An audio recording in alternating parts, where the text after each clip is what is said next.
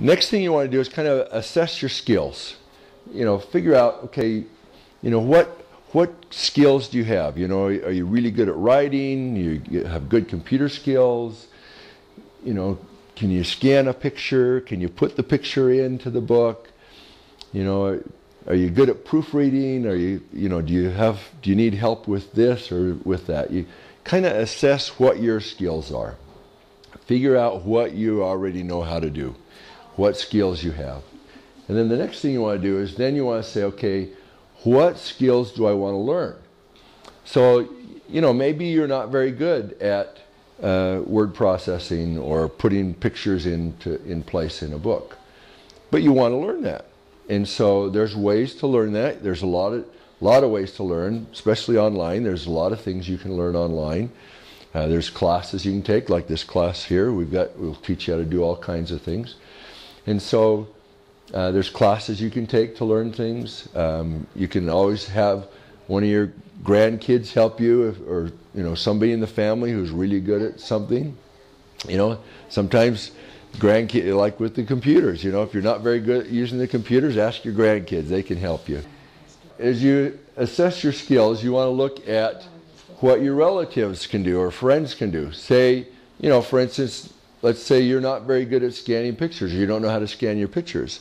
But you've got a sister who can and loves to do that and lives near enough by that you can take a pile of pictures over and she can scan them all and then you can get them back on a flash drive or a CD. Or maybe what resources they have. She has a scanner and you don't. And so you can utilize resources of the family and friends. Also, if you don't have a scanner and you have a lot of pictures, you can take them to the Family History Library at BYU, the Harold Bealey Library there. They have a little scanner that's free to use. You just put a pile of pictures in there, they'll put them on the flash drive for you. So then you want to decide, what parts do you want to hire out? Maybe you want to hire somebody to do the typing, or you want to hire someone to do the editing or proofreading, or you want to hire somebody to put the pictures in.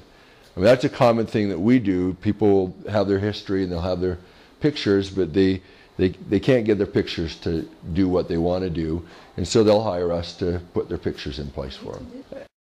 And then another consideration is what's your budget. You want to know how much money you're going to invest in it, because you're going to put some money in it. You may be selling the books to family members.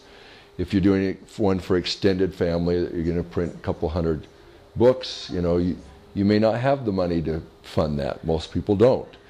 But if you spread that out with everybody, you say who wants a copy, it's going to be $30 or $25 or whatever it is. And, get orders from them and collect the money and everybody shares in the expense. But then there's still some initial expense as maybe you're going to buy a scanner, or maybe you're going to buy a program, or you're going to print out some paper and use some cartridges. So there is some expense, and so you want to have a budget for that.